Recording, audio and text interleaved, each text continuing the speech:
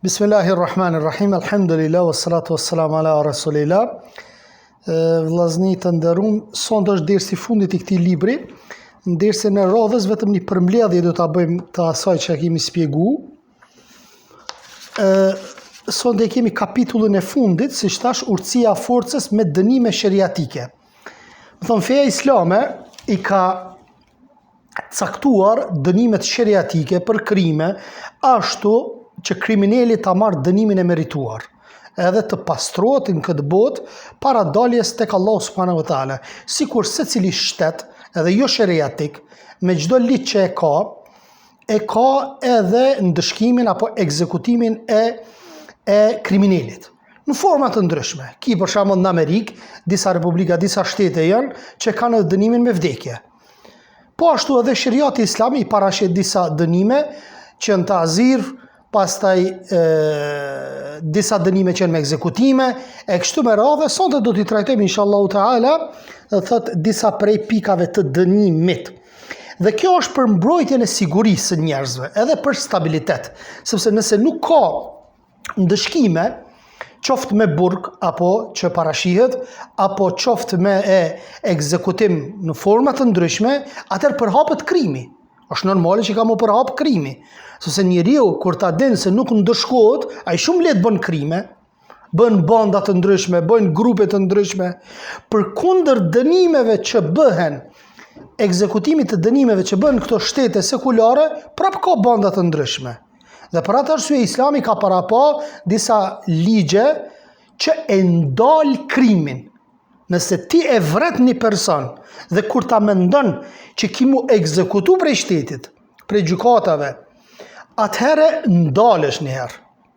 Mirë po, nëse ti mendon që nuk ka ligj, apo e din që nuk ka ligj që ekzekutosh, të vjen shejtani dhe të pëshpërit. Ti ke parë, thot, e korrupton prokurorin, e korrupton gjykatësin, apo ku e diun e jep parë të ndryshme, dhe dikura del prej burgit. Mirë po, nëse e fokuson kokën tonë dhe që pas krimit ti do të ekzekutosh, nalesh një 2-3 herë me nën, e pastaj e bën krimin. Dhe për atë arsye, kushdo prej shteteve që e ekzekuton dënimin sheriatik, atëherë Allahu subhanahu wa taala sjell bereqet edhe e ndal krimin me lejen e Allahut subhanahu wa taala. Me këtë dhe Islami për besimtarët e ka mbrojtur fenë e tyre, jetën e tyre, preardhjen, nderin, mendjen edhe pasurinë e muslimanëve. Edhe pasurinë e muslimanëve. Thirrja në fe për në fenë Allahut subhanahu wa taala, urdhërimi në punë të mira dhe ndalimi nga e keqja nuk plotësohet përveç edhe me zbatimin e dënimeve sheriatike që bëhen nga shtetet e muslimanëve apo nga khalifati I muslimanëve. Se Allah mënjanon me pushtet atë që nuk e largon me Kur'an. Që kanë thonë disa prej ulemave, atë që nuk bëhet me Kur'an, bëhet me sultan. Ti e këshillon me Kur'an çdo meni, atëherë vjen prisi apo pushteti edhe normalisht e ndal kriminalin. Kur ti thu që s'lejohet me vjedh, kur ti thu vëlla pse vjedh, vëlla ki frikë Allahun, vëlla ki frikë Allahun pse bën zina, o vëlla ki frikë Allahun pse bën krime të ndryshme, ato e mashtron shejtani dhe nuk e dëgjon Allahun subhanahu wa taala. Atëherë kush e ndal këta? E ndal pushteti. E ndal pushtetari, e ekzekuton dënimin, pastaj merr vesh tjetri. Apo kjo arrihet me dënime për lënien e obligimeve dhe bërjen e mëkateve. Lënia pasdore e këtyre gjërave e çon në zemrimin e Allahut subhanahu wa taala edhe në çrregullimin e shoqërisë. Nëse nuk ka ekzekutime të dënimeve, atëherë çrregullohet shoqëria. Kur janë dënimet e lehta apo atëherë çrregullohet shoqëria, përhapet degenerimin në mesin e shoqërisë. Kur zbatohen dënimet duke respektuar ligjet e Allahut subhanahu wa taala, atëherë dhe paksohet mëkati ndaj tij. Do t'i përmendim shumicën e këtyre dënimeve sheriatike të urta me 10 tituj të ardhshëm. E para është dënimi I izolimit të urtë. Nga urtësia e forcës në thirrjen drejt Allahut subhanahu wa taala është edhe izolimi apo bojkotimi atyre që bëjnë mëkate. Kemi argumentet nga pejgamberi alayhis salam, kur 3 persona nuk shkuan luftë, apo nuk shkuan luftë dhe Muhamedi alayhis salam I bojkotoi. Derisa erdhi zbritja e ajetit kuranor për pastrimin e tyre. Shkuan munafikat duke arsyetuar me arsyetime të çuditshme. Dhe Muhamedi a.s. I pranoi, po tek Allah ata e kanë dënimin. Mirë, po këta ishin të sinqert. Nuk shkuan luftë dhe i treguan në mënyrë të sinqertë që nuk kemi shkuar në luftë, nuk kemi pas arsye. Atëherë Muhamedi a.s. duke u friksuar që këtyre do t'ju bie imani apo Allahu na ruajt, do të bëjnë disa veprime që bien ndesh me fenë Allahu subhanahu wa taala, i bojkotoi që të pendohen, të kthehen tek Allahu subhanahu wa taala me pendim, dhe pas 50 ditëve Allahu subhanahu wa taala e zbriti ajetin kuranor që i pastroi këta njerëz. Dhe bojkotimi në fenë Allahu subhanahu wa taala është ligjore. Mirë, po bojkotimi, që shtot Shekull Islami Ibn Tejmija, duhet shikohet kur ka dëm dhe kur ka dobi. Shikohet, nëse dëmi është i madh, nuk bojkotohet. Por është një gjë. Problemi është e disa vëllezër që atë bojkotimin që e bën shteti, apo që mundet me bë shteti, ky shkon në mënyrë individuale e bën ndaj vëllezërve musliman. Po ti nuk mundesh ashtu. Ka raste për shembull, nëse ti e bojkoton një vëlla për shkak një mëkati apo një bidati, ti ato akoma më shumë e largon nga suneti i pejgamberit alayhis salam, apo njerëzit e grupeve e afrojnë shumë shpejt në mesin e tyre, ti atë çka ki bë me këtë bojkot? E ki largu krejt? E rëndësishme është që të shikosh, nëse është shumë i lidhur me ty dhe s'mund me nejt pa ty dhe ndihet shumë keq mesin e vllaznive, mesin e xhamatit, dhe nuk ke dyshime që ai mund të devijojë akoma më shumë, atëherë bojkotoje. Që ai të reflektoj, ai t'i kthehet dinit Allahut subhanahu wa taala apo të pendohet për mëkatin e bërë. E nëse e bën, atëherë bojkotimi është i ligjshëm me lejen e Allahut subhanahu wa taala. Sepse disa njerëz Muhamedi alayhis salam i ka bojkotuar, disa njerëz normalisht i ka mësuar, thotë që ti mësoj, i ka mësuar për fenë Allahut subhanahu wa taala, dhe kjo gjë është sikur rolin e mjeku duhet ta luash, i cili jep ilaç të hidhur të sëmurit, thot e mundon pak të sëmurin në pirjen e ilaçit me qëllim të rahatimit dhe shërimit të tij. Në fillim, një gjulpon kur ta marrish, qoftë infuzion apo intramuskular në kuk, apo ilaçet të cilët janë të idhta, apo sirupe të ndryshme, edhe pse janë të hidhura në fillim apo të idhta, mirë, po me kalimin e kohës dhe thot ato bëhen sebeb për shërimin tënd. E njëjta gjë është edhe puna e bojkotit. Kjo ishte sa i përket bojkotit. Ndërsa tash i kemi dënimin qortues ta'zir. Ta'ziri është dënimi i caktuar për krimin që nuk është i kufizuar. Dietarët janë dakorduar se ta'ziri është i caktuar me ligj për çdo mëkat për të cilën nuk ka dënim të llojit had të ekzekutimit dënimit.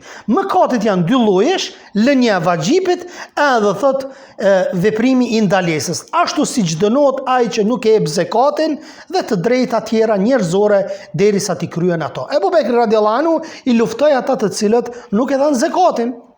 Nuk e dhanë zakatin me dëshirë, me vullnet. Dhe pjesa e zakatit, ajo pjesë e zakatit e pasurisë që është zakat, është pjesë e fukarenjeve, e fakirit. Ai e ka obligim që ta kryen. Nëse nuk e kryen, atëherë normalisht shteti ja merr me dhunë 2.5%, sepse nuk është ajo pasurie jotja. E çuçi pra me dhunë më marr? E mire ti tatimet që pja merr me dhunë? Hiq pa dhunë bile, po ti merr prej bankës, po ti hik aty në bankë. Ti merr 40%, ti merr 35-6%, ti merr prej rrugës tënde. Këti shteti po i thu shtet social, po i thu shtet sociale, apo? Po i thu shtet që ja don të mirën popullit, apo? E ndërsa shteti musliman që ti merr 2.5%, 2.5%, i thu kjo është shteti dhunshëm. O më thonë njerëzit të cilët nuk kanë njohuri, akuzojnë pa drejtësisht. Bile një vëlla, subhanallahu, sa isha në Suedi, po më thot tha, i kishton një vëlla tjetër, një shok tjetër i kishton, vallai mi mor 40% tatim secilit punëtor që punon, gjatë ato pare që i merr, secili kish marrë shtet. Secili shtet ish boj i pasur. 40% me marr tatime. Gjysmën e rrugës me ta marr. Është normale. Domethënë thjesht shteti me funksionu me tatim. Normalisht, ka raste të caktuara që në disa muaj mund të caktoj një lloj tatimi shteti islam kur ka nevojë. Për shembull, friksohet për një armiku apo duhet ta forcojë ushtrinë. Atëherë ja merr shteti gjithë punë, domethënë punëtorëve, ja merr një pjesë të pasurisë nga rroga, mirë, por nuk është në vazhdimsi kjo punë. Një kohë të caktuar i merr edhe mirë, po zekati është obligim, nuk ndryshon, por se tër jetën të mirë tatimi, padrejtisht kjo nuk bën sepse është pasuri jo e ndershme. Maksimumi i ta'zirit qarkullon mes do të 3 mendime. Po ashtu edhe për shembull është lënia të drejtave obligative si larja borxhit. Çdo me la borxhin, atëherë lajmëron në shtet. Në shtetin e muslimanëve lajmëron dhe normalisht shteti ta merr në mënyrë të dhunshme. Apo siç tham, janë 3 mendime rreth maksimumit të dënimit të ta'zirit. Thot më i drejti është se nuk duhet të arrijë hadin. Nëse është ta'zir i atill që ka mas, por nuk e ka arritur atë mas, për shembull ta'ziri për vjedhjen që nuk e arrin masën për t'u prerë dora, apo thot ta'ziri për shpërlarjen e gojës me alkool që nuk ka arrin masën për dënim për pirje. E ka shpërlar gojën po se ka pi. Se kur ta pin është diçka tjetër, ka dënim. Ta'ziri për shpifje, jo për zina dhe homoseksualizëm që nuk arrin masën për had, për ekzekutim. Apo thot pejgamberi alayhis salam, nuk kam gjikohet askush më tepër se 10 kam gjik përpos me dënim nga dënimet e Allahut subhanahu wa ta'ala. Kjo ishte sa i përket ta'zirit. Ndërsa tash i kemi kisasin. Kisas është Allah i madhruar e ka obliguar kisasin për krimin e mbytyjes me qëllim në rast të gjymtimit të gjymtyrëve. Nëse ti e vërat një person, nëse ti e ekzekuton një person pa drejtësisht, ato që sheriati e ka ndaluar, atë shteti vjen aty të ekzekuton. Shteti vjen aty të ekzekuton. Kush jeti më marr shpirtin? Kush jeti më bë sebeb që më marr shpirti prej njeriut? Vetëm për një llav goje që ta ka thonë. Thot Allah azza wa jall, o ju që keni besuar, thot, o është bërë obligim, gjurmimi për dënim, për mbytje, i liri për të lirin, robi për robin, femra për femnën.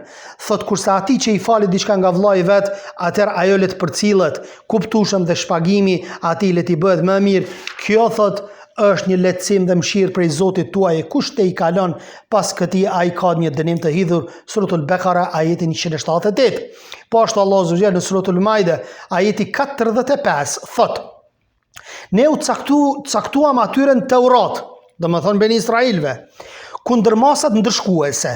Në Teurat i ki qëto, subhanallah. Kërret dënimet për ekzekutimet sheriatike, anti-islamistat, apo të feve tjera, kur dëjnë me godit islamin, i përmendin dënimet sheriatike, thënjën shumë të ashpërta. Unë i kum pa disa njerëz të cilët bëjnë eksperimente sociale, dalin në për rrugë, edhe e mshefin kopertinën e Biblës dhe i citojnë disa versete, ajete të Biblës që kanë të bëjmë me disa ekzekutime të dënimeve. Dhe thot, cilë libër është kjo? Kretën Kurani është. Kur e këthen del Bibla. Aq kanë sulme, subhanallah, qoftë media, qoftë qarqet e ndryshme, për me godit islamin. A nuk e din që ato janë në Teurat dhe në Dhjatën e Re? Në Teurat edhe në Injil. Thot, ne u caktuam atyre në Teurat kundër masat ndëshkuese. Njeriu mbytet për njeriu në Teurat. Syri për syrin, por se Kurani për nas sharon. Thot, hunda për hundën, veshi për veshin, dhëmbi për dhëmbin, por edhe plagët tanë kundër mas. E kush e falat hakmarcin? Thot, ajo është shpagim nga mëkatet për të. E kush nuk vendos sipas asaj që zbriti Allahu, ata thot janë mizor të padrejt, humu dhalimun, janë mizor të padrejt. Po ashtu Allah subhanahu wa taala në suratul Bekara ajeti 179 thot: o ju të Zotit e mendjes, kjo masë e ndëshkimit është jetë për ju, ashtu që të ruheni. Nëse një njeri e mbyt një njeri tjetër, padrejtisht nëse ekzekutohet, vallaj tjetri matët 2-3 herë para se me bë krimin. Nuk e bën krimin, ndalet. Nëse personi vjedh, në atë mas që sheriati e ka ndaluar, domethënë e ka caktuar që të pritet dora, që është thot Allah në Kur'an, vjedhësit dhe vjedhësës prejani duart, atëherë lëre që i hiqet dora, i pritet dora nga shteti, por se çka do të bëj me turpin me atë dorë, kur secili e din që kjo dorë ka vjedh. Tanë jetën ai ka me jetu me atë dorë të preme, që çfarë? Dhe krejt njerëzit që e shohin do ta dinë se ky e ka vjedh, ky ka vjedh dhe është ndëshkuar nga shteti për shkak të vjedhjes. Pikë tjetër kemi dënimin për imoralitet, zina dhe për homoseksualizëm. Cili është dënimi për zina dhe për homoseksualizëm? Zinaçari nëse është i martuar, ai gurzohet, thot sipas sheriatit, deri në vdekje. Ashtu siç e ka gurzuar pejgamberi alayhis salam me Anas ibn Malik al-Aslamiun. E ka gurzuar Ghamidin, i ka gurzuar ata dy jehudët e pastaj besimtarët i kanë gozhduar. Pse edhe jehudët? Pa i musliman s'ka qenë jehud musliman s'kan qenë. Pse i ka gurzu? Sepse ju ka thonë aty nëse këta jetojnë në shoqërinë islame. Dhe sheriati është edhe për ta. Në aspektin e përgjithshëm po flasim. Jo në detaje ku të futet në ibadetet e tyre, asesi, sepse s'janë musliman ata. Në aspektet e sigurisë, sheriati është edhe për muslimant, po edhe për jo muslimant. Mirë po, për mja vërtetu jehudve, që ju ka thonë, Muhamedi a.s. Këto ju ka thonë e gjini edhe në Tevrat. Punën e gurzimit e gjini edhe në Tevrat. Thot për ti demaskuar që futet ju tregua se edhe në Tevratin e juaj gurzimi është hak. Dhe me thënë nuk është veç tek ne. Edhe tek libri që është zbritur juve Beni Israel, thot e keni dënimin me gurzim. Kush e bën këtë? Prape potencojmë e bën shteti. Se bëjmë ne. Pastaj thot, nëse zinashari thot është i pamartuar, cili është dënimi për të? Është 100 kërbaç sipas dispozitave të shariatit islam. Thot Allah subhanahu wa taala, laviren dhe larviren ti rihni secilin prej tyre me nga 100 të rëna dhe në zbatimin e dispozitave të Allahut mos u tregoni zemërbut ndaj atyre dyve, nëse jeni që besoni Allahun dhe botës tjetër. E gjatë zbatimit të ndëshkimit ndaj tyre le të jenë të pranishëm një numër besimtarë, suratu Nur, ajeti 2, dhe po ashtu duhet të largohen nga vendlindja e vet për 1 vit. Duhet të internohen 1 vjet, s'duhet të qëndrojnë tek vendi i vet ku jeton. Është i Prizrenit, duhet të shkojnë në Prishtinë, ku e dione në Mitrovic, në vende të ndryshme, në qytete të ndryshme për 1 vit si ndëshkim pas, domethënë, goditjes me kamxhik, me 100 kamxhik. E se përket homoseksualizmit, e vërteta është ajo në të cilin janë dakurduar sahabët se do thot ekzekutohen që të dy.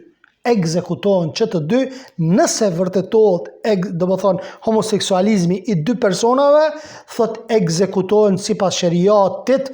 Nga Ibn Abbas radhiyallahu anhu, për cilës e pejgamberi sa ka thënë, këta gjeni duke e bërë veprën e popullit të lutit, thot mbytjen e atij që bën dhe atë mbi të cilën bëhet ajo vepër. Sahabët nuk janë kundërshtuar rreth dispozitës së ekzekutimit, por vetëm në formën e ekzekutimit. Dhe Ibn Abbas e komenton dhe thot duhet të ekzekutohen sikur Allahu që i ka dënuar popullin e lutit e ka ngritur tokën lart, pastaj e ka vendosur poshtë, dhe më thonë, mirët personi që e ka bërë këtë vepër qohet me një mal të lartë dhe nga lartë goditet, do më thonë, bijet e poshtë derisa të mbytet. Ky është dënimi që e parashe Allahu subhanahu wa ta'ala. Po ashtu është dënimi i shpifjes. Feja islame e ka mbrojtur nderin që ti keq përdoret duke bërë, do të thotë, dënim për shpifsin diku 80 kamxhik. Kush je ti me thonë për një grua, qoftë e martume, qoftë e pa martuar, me thonë se filoni është zinaçare? Ti ja prish jetën, subhanallah. Ti ja prish jetën çikës, huj. Po shpif, po përhapet shpifja. Paramendo sa gazeta, sa gazetari, sa media dalin dhe shpifin për muslimanët, për besimtarët. Sa e kanë ngarku vetin, Allahu Akbar. Sa kanë ngarku vetën ditën e gjykimit. Një fjalë nëse e qet, me njëherë ky ka me të shkrujt. Një fjalë nëse e qet pa drejtësi ndaj vllaut tënd, apo do të thot në përgjithësi, Allah i madhruar thot edhe ata të cilët bëjnë shpifje për gratë e ndershme dhe nuk sjellin dëshmitar, 4 dëshmitar, ti rrihni ata me nga 80 të rëna. 80 të rëna dhe atyre mos u apranoni dëshmin më kur. Mira me 80 kam gjek, edhe qëfar, edhe mos më apranu dëshmin. Të tillët janë të pabesueshëm, me përjashtim të atyre që më vonë pendohen dhe përmirësohen. Vërtet Allah është shumë që fal, edhe që mëshiron. Suratu Nur ajeti 4 e 5. Ky dënim është i theksuar në Kur'an dhe Sunet dhe po ashtu dietarët kanë rënë në konsenzus mbi të, kështu kur të shpifin për ndonjë besimtar se ka bërë zina apo homoseksualizëm, duhet të ndëshkohet shpifsi. Duhet të ndëshkohet shpifsi sepse ne thot e kemi nderuar Allah subhanahu wa taala banu Adem, birin e Ademit. E kemi nderuar birin e Ademit. Andaj kush je ti me aprish imazhin një personit. Imazhi prishet vllazni. Paramenot ti për shembull një hoxh i cili bën davet.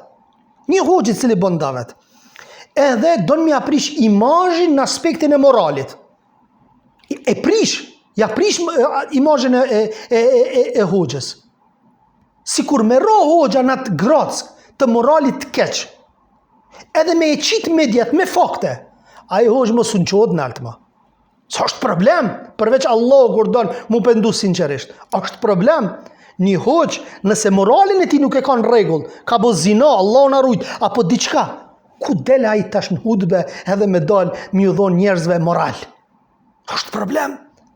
Për atë arsye edhe anti-islamistat, shërbimet e ndryshme sekrete, çka bëjnë? Mundon mi shtin kurth njerëzit, po qoftë edhe nëpërmjet femnave, si që i kanë bo, që i kanë shti, i dini rastet të ndryshme në mes shërbimit sekret rusë dhe amerikan, që nëpërmjet femnave i kanë rekrutu për mi fut në kurth kryetarët e shteteve apo të mëdhaja për me i fut dhe mja humbë reputacionin. Të vendet jo muslimane, e lirë më të vendet islame. Me pa për shamë një pushtetar, një hoxh që nxjinet në moral të keq, a i bie për toke. Dhe për atë arsye, shpifja ndaj një personi që nuk e ka po këtë vepër, normalisht i ka dënim. Qa po ta mërmeni aty? Ti apo do mi aprish jetën njeriu ta? Jo, vëllai, se e ka thonë liria shprehjes. Po, liria shprehjes, mirë po, jo me shpif. Po ashtu thot Allah subhanahu wa taala, dhe më thonë, dënimi si që tham për këtë gjë, do thot është 80 kam gjek. Ndërsa tash ne kemi dënimin për pirjen e pijeve alkoholike. Thot dënimi për pirjen e pijeve alkoholike është mbështetur thot në sunetin e të dërguarit të Allahut sallallahu alaihi wasallam dhe me konsenzusin e muslimanëve. Pejgamberi sallallahu ka urdhëruar të goditet për pirjen e alkoolit dhe e kanë goditur me thupra të palmës dhe me këpucë 40 herë. Bile e dini rastin kur një person e kanë dërguar 3 herë te pejgamberi alayhi salam dhe pejgamberi alayhi salam e kanë dëshkuar. Dhe njëri nga sahabët i tha Allahut mallkoft bre ty, që sa herë po të binte pejgamberi alayhi salam edhe prap po pin alkool, a di çka i tha Muhamedi alayhi salam? Subhanallah. Tha lëre tha, mos e mallko sepse ai e don Allahun dhe pejgamberin. Po është sprovu, po themin klapa tash, është sprovu me çat gjuna. Mirë po thot e don Allahun dhe pejgamberin. Vallahi ka alkooliqar që janë të smut pas alkoolit. Ka drogerasha, narkomana, ka që bëjnë gjuna të mëdha. Momentin kur ti flet për fen e Allahut subhanahu wa taala, e den gjunojnë i rrjedhin lotët. Subhanallah, e ka një pik imani. Mirë, po kjo nuk na bën neve që mos me pas për shembull gjykata sheriatike, nuk na bën që kjo neve mos me e çun vend ekzekutimin e dënimin apo ndëshkimin. Por se themi që ka iman. E ka një pjesë të imanit, po e ka përzijat imanin me gjunahe. Dhe mundohet ti që ta ngritesh këtë iman tek ai. Gradualisht që ta ngritësh dhe pastaj ai iman që ta mund mëkatin apo gjunojnë dhe të kthehet krejtësisht tek Allahu subhanahu wa taala. Ebu Bekri radiallahu anhu në kalifatin e tij i ka mshuar për pirjen e alkoolit me 40 herë, me thupër 40 herë. Thot ndërsa Omeri ka mshuar 80 herë. Sepse nuk ka mënyrë specifike se sa herë e ka goditur Muhamedi a.s. sa herë është goditur ai personi i cili ka pi alkool. Dhe për atë arsye ka pas ijtihad në mesin e sahabeve. Po ashtu Omer radiallahu anhu si shtam 80 herë, Aliu ndonjëherë i ka mshuar ka 40 herë, 40 herë, ndonjëherë nga 80 herë. Dhe po ashtu tepricën thot e bërë prisi mbas të nevojës. Eshe për shembull është i fuqishëm apo e bën disa herë pirjen e alkoolit nga 40 ja shton 80. Po ashtu kemi dënimin për vjedhje tani. Dënimi për vjedhja është marrja e pasurisë së mbrojtur, padyshim e marr fshehurazi sipas kushteve të caktuara. Thot prej tyre pasuria të jetë mbrojtur, mos të ketë vlerën më pak se 1 çerek dinari. Dhe më pak se 1 çerek dinari, për shembull nëse një person ta zom e vjedh një pjeshk apo një moll te një shtëpi e huaj, ti nuk mund t'ja presësh dorën për këta. Apo e vjedh, ka nevojë vjedh bukën, një bukë e vjedh.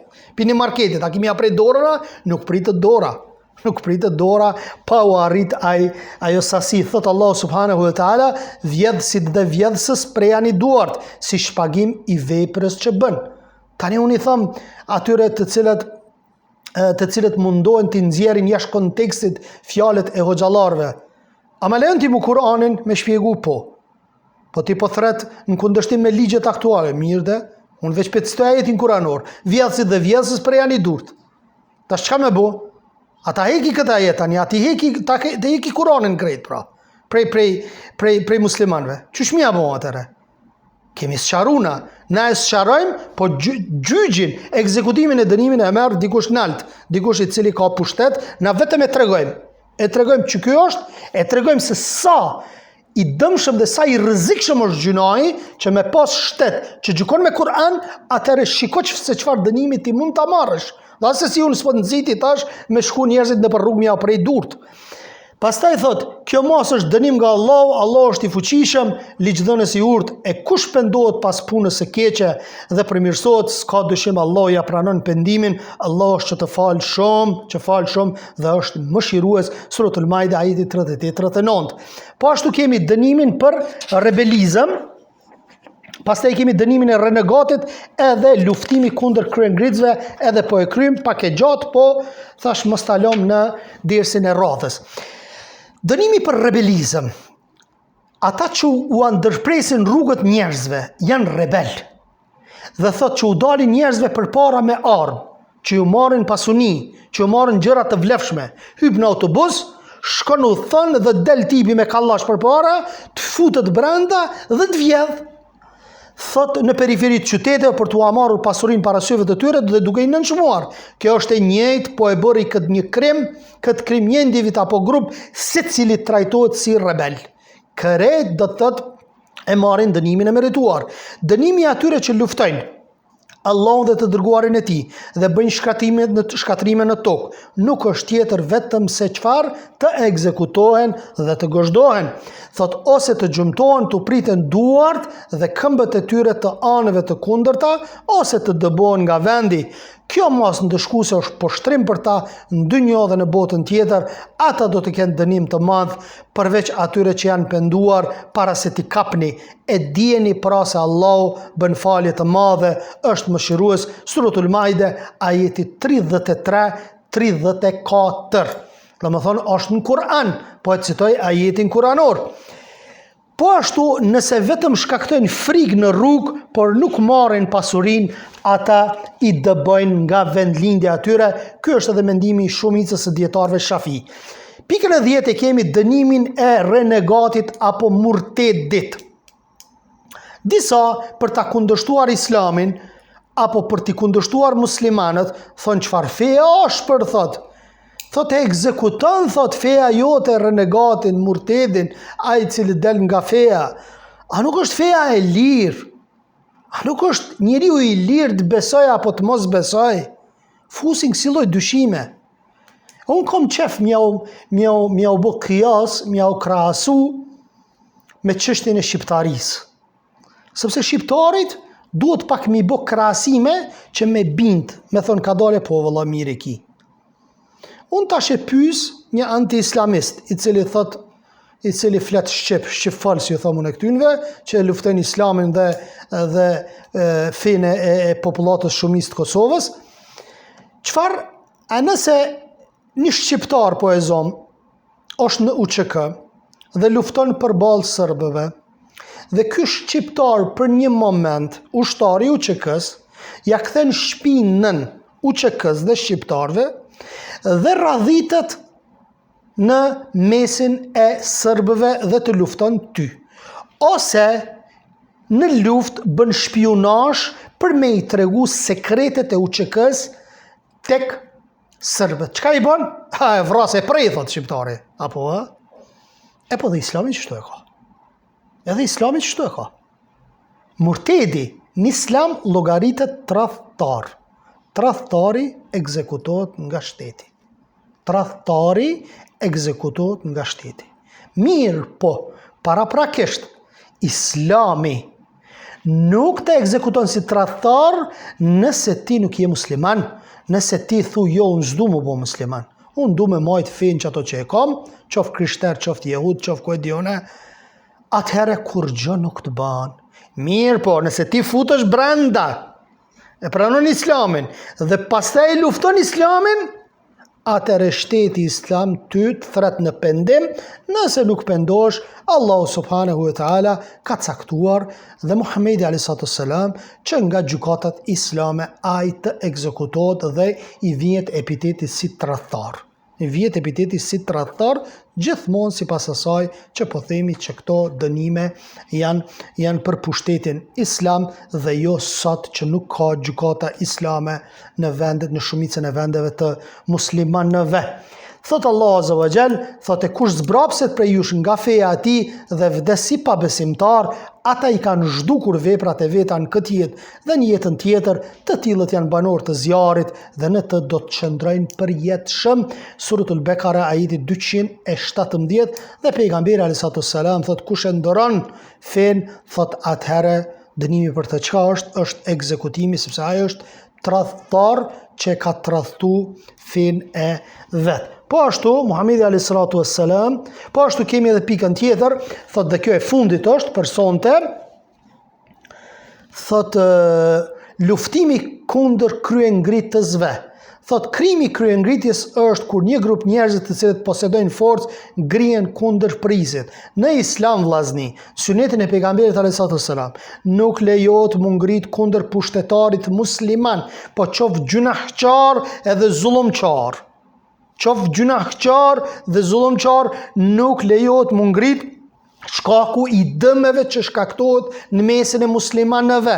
Rasti konkret është në kohën e Hasan el-Basriut, kur Haxhaxhi mbyste musliman dhe shkuan te Hasan el-Basriu dhe i than, o imam, atë ngritemi, çështja po na bën, kjo zullumçar i madh? Thot jo, sipas bindjes së Islamit nuk lejohet. Tara ata u ngritën dhe Haxhaxhi shkatroi i mbyti të gjithë dhe thot Hasan el-Basriu, thot një fjalë të madhe, thot nëse Allahu subhanahu wa taala ka caktu që m'ju dënu nëpërmjet kësaj sprove Haxhaxhit, thot a dëshironi, thot ta hiqni dënimin e Allahut me shpatë? A doni ta hiqni dënimin e Allahut me shpatë? Allah po don m'ju dënu për shkak të veprave tuaja që i keni bërë, me një pushtetar të keq, zullumçar. Dhe ju po doni me hek këtë dënim nëpërmjet robit të keq që Allah ka dërguar. Si që dërgon, si thot Muhamedi a.s. që Allah Azza wa Jall e ndihmon këtë din, këtë fe me një fajir, me një njeri të keq, njëjtë dhe nëpërmjet njeri keq dol me të sprovu ty, me të dënu, për shkak se nuk i bindesh disa urdhave të Allahut apo bën mëkate tek Allah, thot sikur të bënin sabër. Dhe Sheikh Albani çfarë thot? Thot ndryshimi i të keqës së pushtetarit është pendimi. Problemi është e na. Na të pendomi, Allah Azza wa Jall e hek, sepse ne i bëjmë disa prisa zullumçar mbi zullumin që e bën populli që e bën. Dhe Allah Azza wa Jall dhe më thonë ju qanë prisa zullumçar. Dhe thot Muhamedi a.s. kush ju vjen duke qenë ju të bashkuar rreth një njeriu, rreth një prisi, qofti mire i keq, musliman më konë, thot e dëshiron të përçaj me bu grupin e vet, thot dhe që ndoj bashkësinë e juaj, thot ekzekutoni atë.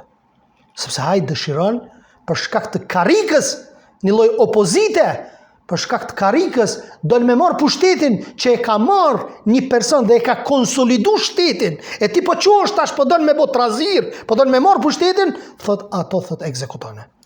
Sepse ai shkakton fesat, e bën grupin e vet, dhe pastaj muslimat në mes veti do thot luftojnë. Subhanaka Allahumma wa bihamdika ashhadu an la ilaha illa ant astaghfiruka wa atubu ilaik. Në dersën e radhës inshallah kemi përfundimin e pastaj inshallah do të shpjegojmë diçka tjetër. Allahu ju shpërbleft.